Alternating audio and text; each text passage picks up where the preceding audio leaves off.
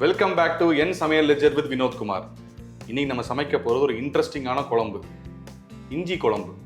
நார்மலாக பூண்டு குழம்பு, வெங்காய குழம்பு தான் கேள்விப்பட்டிருப்போம். ஆனால் இது வந்து ஒரு ஸ்பெஷலான இஞ்சி குழம்பு.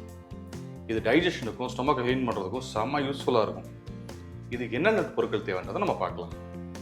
இஞ்சி அரை கப்பு, ஒரு நெல்லிக்காய் சைஸ் புளி கரைசல், வரமிளகா 2, கருவேப்பிலை ஒரு கொத்து, மிளகாத்தூள் 1 டேபிள் ஸ்பூன், மல்லித்தூள் 1 டேபிள் ஸ்பூன், வெந்தயம் அரை டேபிள் ஸ்பூன், கடுகு 1 டேபிள் ஸ்பூன், மஞ்சத்தூள் 1/4 டேபிள் ஸ்பூன், வெல்லம் சின்ன பீஸ், நல்லெண்ணெய் 3 to 4 டேபிள் ஸ்பூன், பெருங்காயம் அரை டேபிள் ஸ்பூன், உப்பு.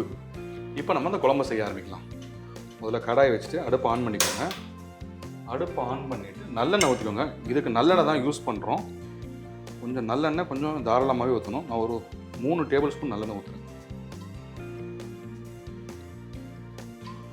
எண்ணெய் சூடாயிடுச்சு. எண்ணெய் சூடானோன்னா கடுகு, இதோட வெந்தயம், வரமிளகா, கருவேப்பிலை இதெல்லாம் போட்டு கொஞ்சம் வதக்குங்க. இது வதங்குறப்பயே இங்கேயும் சேர்த்து ஆட் பண்ணிக்கோங்க. கொஞ்சம் மீடியம் ஃப்ளேம்லேயே வச்சு வதக்கிக்கோங்க, இல்லைன்னா கருக ஆரம்பிச்சிடும்.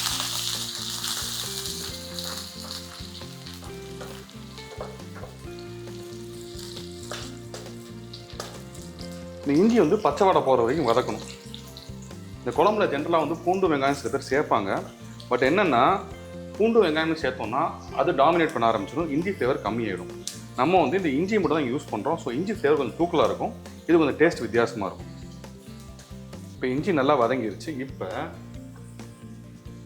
1 டேபிள் ஸ்பூன் மிளகாத்தூள், 1 டேபிள் ஸ்பூன் மல்லித்தூள், இந்த டிஷ்ஷுக்கு தேவையான உப்பு,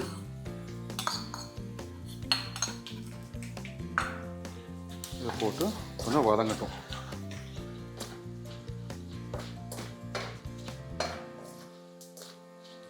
இது வதங்கினதுக்கப்புறம் இங்கே கரைச்சி வச்சிருக்க புளி தண்ணியை ஊற்றிடலாம்.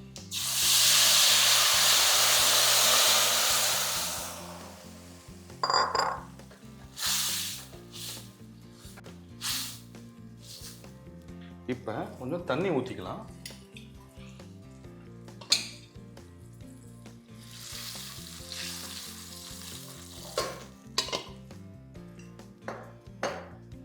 இந்த குழம்பு நல்லா கொதிக்கட்டும். புளி பச்சை வாடை போகணும், அது வரைக்கும் கொதிக்கணும். இது கொதிக்கிறப்பயே ஒரு 1/4 டேபிள் ஸ்பூன் மஞ்சத்தூள் போட்டுக்கோங்க.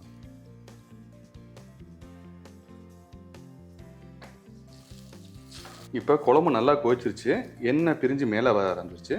இந்த ஸ்டேஜில் கொஞ்சம் வெல்லம் ரொம்ப சேர்த்துறாதீங்க, இனிக்க ஆரம்பிச்சிடும். வெல்லம் எதுக்கு போடுறோம்னா, நம்ம போட்ட எல்லா மசாலாவும் புளியும் நல்லா பேலன்ஸ் ஆக தான் வெல்லம் போடுறோம்.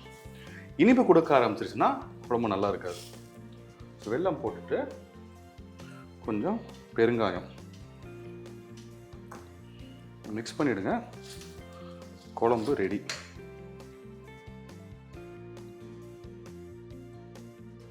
சுவையான இஞ்சி குழம்பு ரெடி. இது நல்லா சூடான சாதத்தில் நல்லெண்ணெய் ஊற்றி பெசஞ்சு சாப்பிட்டு பாருங்கள், ரொம்ப ஃபேண்டாஸ்டிக்காக இருக்கும்.